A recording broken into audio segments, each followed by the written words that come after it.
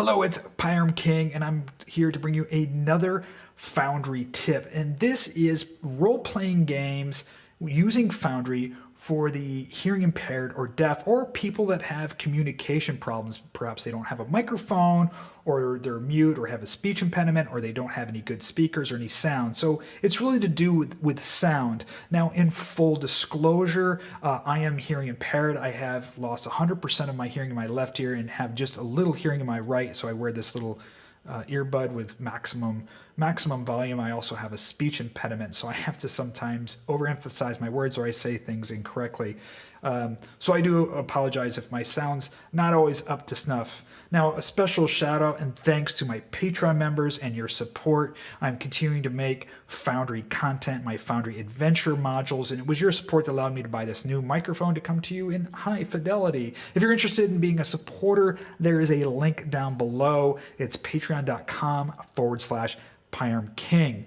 Now, before we get started, why Foundry? Well, I got back into role-playing games after a 38-year hiatus. I was in lockdown like we all were last year. I really wanted to get back into it, but I had one extra box to click that a lot of people don't, and that is the fact that being hearing impaired, I wanted to make sure that there was stuff in there in the core system that I could rely on, because role playing involves a lot of text or communication if it had those components. And Foundry, bar none, is, in my opinion, the best virtual tabletop system. But there's some basic core things in there that made it really easy and made me very comfortable in using it.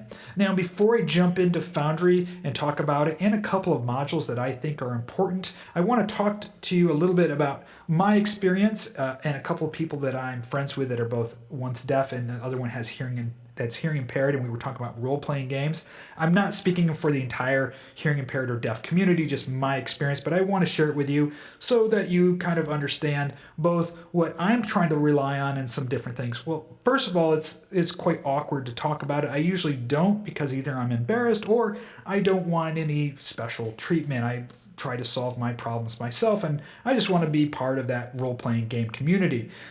But by not communicating with people, sometimes it puts me at a disadvantage or a hindrance, because maybe if they knew, they could have just done something different in Foundry and made it a little easier for me. But again, I don't want to impose on other people, and that's just how I feel. And again, a couple of my deaf friends feel the same way. They don't want other people to treat them any more special. They just want to participate. So I decided to make this video to share some of those thoughts and ideas with you, and hopefully make that experience easier for everybody. Now, one of the beautiful things about Foundry, it does graphics really, really well. I mean, the battle maps, we have a gorgeous battle map here by DM Andy. He does some of the best battle maps that I've seen, and I'm using them. He's gracious enough to let me use them in my Foundry Adventure Packs for Curse of Strahd. So we're going to be using one of them here. I just really, really like them. But one of the things about Foundry is it also has the ability to use text, and sharing text and other visual aids that make it great if you don't have sound or you can't hear. So I wanted to talk about those things that are inherent in the system. Now, one of the things that I noticed, because I've only recently been deaf for the last, or hearing impaired for the last a couple of years, is that I've become hypersensitive of visual cues. So I'm relying more and more on visual things to see, because I'm not able to hear that well, obviously. And so there's a couple of things in Foundry that I want to point out, and a couple of modules in here that'll make it a lot easier, it makes it very easy for me. So the first thing in here that's really amazing about Foundry is its journals. And so I'm going to open up one of the journals here. And one of the things about journals, so this is the way to keep your notes and share stuff with your players. So if you've watched my creating journal entry video, I'll put a link down in the bottom. I'll tell you my philosophy in creating journals. So journal is just a really simple kind of word processing thing, which you can create a descriptive narrative and keep your game notes of the scene that you're playing. Now, what I do in here is I use this line to separate everything in my journal notes. Everything above the line is going to be descriptive text that I want to show or share with my players, and everything below the line is going to be secret. This is my personal notes as the game master, the dungeon master, maybe stuff about a monster or a particular encounter that I don't want my players to see. Now, I have some description text in here, so when the players get to this waterfall area with this bridge, it says the icy water from the mountains far away arrives in a thunderous roar as it pours over the steep falls. A fine cloud of mist creates a wet blanket over the surrounding forest. A stone bridge spans 100 feet above the rushing river below. Two large stone statues flank the bridge, their demonic forms worn away by Mother Nature, covered in moss and lichen, yet their presence sends a slight chill down your spine. And now, instead of reading that, what I can do is I can just show players the text, and the players are just going to see this text here. Now, what Foundry allows me to do is all this text down below that I just highlighted, that's my secret stuff, and I can simply, by selecting it and hitting secret, it puts them in this gray box. So when I share this scene and show the players, they're only going to see this text pop up on their screen. That's all they're going to be able to see. So I don't even have to say this. If I didn't have a good microphone or a speech impediment, or I had a player that didn't have good speakers or a hearing impairment, they'll just see this nice text up here, and they're here on this gorgeous battle map by DM Andy, and they can see it's a top-down view of the waterfall here and the river. Now, the other thing that they do in these journal notes that's just fantastic is they can also include an image, and I've included an image in here. So I can share the text, and now I've got this beautiful image. This image is by James RPG Art. He also makes animated versions, gorgeous animated versions of these as well. But now I can just hit show players, and this image pops up on their screen so they can read the text, see this, and now it kind of helps pull them into the scene. What's nice about using images, well, obviously images are worth more than 1,000 words, is it creates a common frame of reference for all my players. They can be, in the Germany or in the UK or in the States, and then they all see the same picture. And it also allows me to keep my descriptive narrative more succinct. I don't need to write that much because they can see the description in there. And so I can focus more on the elements, the mood, the tension around the scene in that text. So those two things alone that are just inherent to Foundry really sets Foundry apart, especially when you're dealing with sound related issues. It's just really awesome. And this was a huge box that I was able to check off. There's another thing in here that's really cool that I love using, and if you look at some of my Foundry Adventure modules, I love using this all the time, is roll tables. Now, roll tables are initially designed for like random encounters. You're going to roll to see which random monster you run into. Well, I like to use my roll tables for rolling random lore, dialogue, rumors. So if your players are running into like a shopkeeper, or they're talking to a bartender or a patron in a bar, or in this case, I have this guy named Jesper Noggins right here. Jesper Noggins is this drunk. He's kind of wandered out of town. He's crossing the waterfall here, and your players are going to run into him. But what does Jesper say? Well, we have this chat window over here. This is where in Foundry, where all the dice rolling and all the chat happens. If I want to chat with somebody right now, and I'll just show you. So let's say I'm playing Jesper and I want to chat with somebody, I can just say, "Hello, how are you?" And it'll pop up not only above his head, but it'll pop up over here in the chat. So you'll know who's saying what. So here it is, pops up above his head, and it also pops up here in our chat window. And when any dice rolling, that happens in there as well. But these random roll tables, I can have 20, and here I can have more. I can have 100 or even more. I have 20 different things that Jesper Noggins is going to tell the player. So I just roll here, and it'll pop up right in the chat window, and it says, Jesper seems he had too much to drink and utters in a stumbling fashion, "Some strange goings on at night in Vlaki. Saw a few folk dressed in strange robes." So you can see on a D20 it rolled an 18, so it selected number 18. So I can just roll this, and he can randomly share dialogue with the players, and it pops up as text. So I don't even have to say it. They can just read it right there on the screen. So these roll tables for random lore, random dialogue, and putting text in there, it's just really fantastic, and it really makes the game more immersive. It takes also a burden off of you as a game master or dungeon master, so you're not trying to have to ad-lib stuff. You can just have him just say whatever he wants to, "Oh, hey, I'm Jesper Noggins, and there's a swamp and scary abandoned village south of Valaki. If you are smart, you'll never go there. People who go there don't come back." That's Chester Noggins talking about, obviously, the village of Berez down in the swamps. So those two things are inherently built right into the game that really, I mean, it's a huge bonus there because you can now play this very communicative game, role-playing game, in text-based format and very descriptive with these gorgeous images and battle maps. Now, as you probably know, and for those of you that don't know, who haven't played role-playing games and want to get into it, role-playing games really involves two separate mechanics. One is the role-playing, which we're interacting, and as the game master, the dungeon master, you're describing the scene like I showed you with some descriptive text, and maybe having some random dialogue so that the players can interact with. But the second part of it is the combat or spell casting mechanic, which really gets into dice rolling. You know, you want to swing your sword to see if you've hit and how much damage did you create, or you're casting a spell and seeing if your spell hit and if it's done damage, or if you're healing somebody. And that's a whole, you know, that's the game mechanics of it. And so the game moves back and forth between narration and combat mechanics. That's typically how role-playing games work.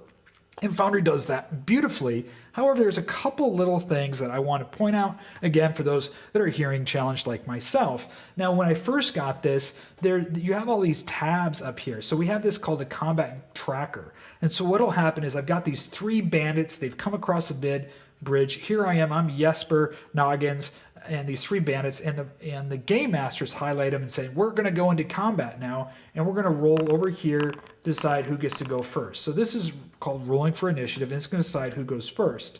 Now, what happens is everything that we do, all our rolls and all our damage is going to be in this chat window, but to see who's going first when we begin combat, well, that's going to be highlighted in here. So if I'm not in this screen, I don't know whose turn it is, right? And if they're rolling dice or doing something, I'm not going to be able to see that roll. And so what happens is, you know, let's say this bandit is attacking, and I'm a player, and he's going to attack with his scimitar, for instance. There's this little exclamation mark that points up here. That means something's happened in the chat window. I have to go to the chat window, and I see down here, bandit is attacking with his scimitar. Now, if he's attacking with a scimitar, and I don't know if you can hear it. I can barely hear it. It's like this faint sound of a clicking sound. I guess it's supposed to sound like dice rolling.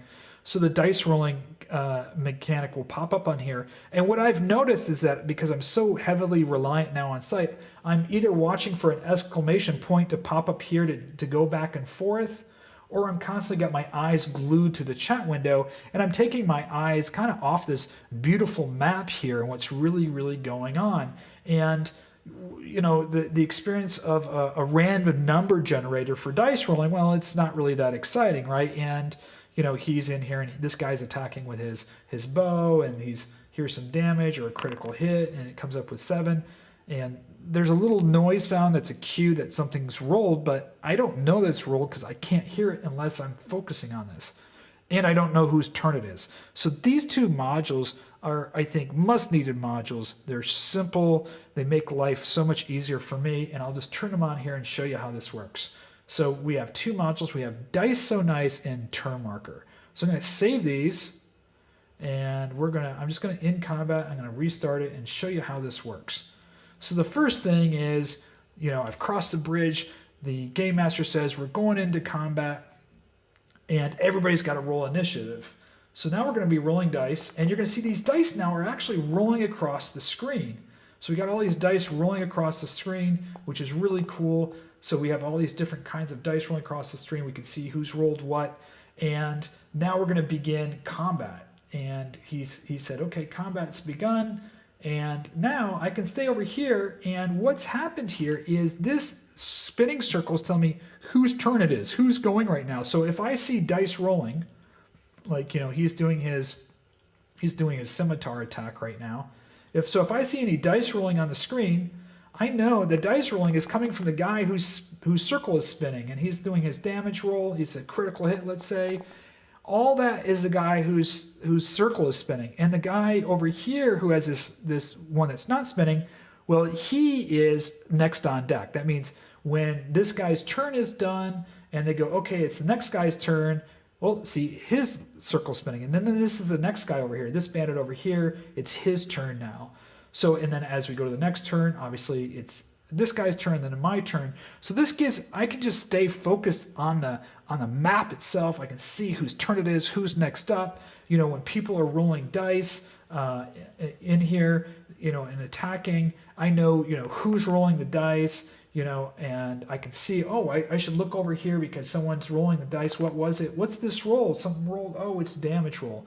What's also really fun about Dice So Nice that I really like in here is you can really design your own dice. Maybe you want to have like dice that look like, you know, lightning dice. So they got this lightning dice. They've got black dice. If you, you know, so you can do all kinds of really fun stuff here. Here's thunder looking dice.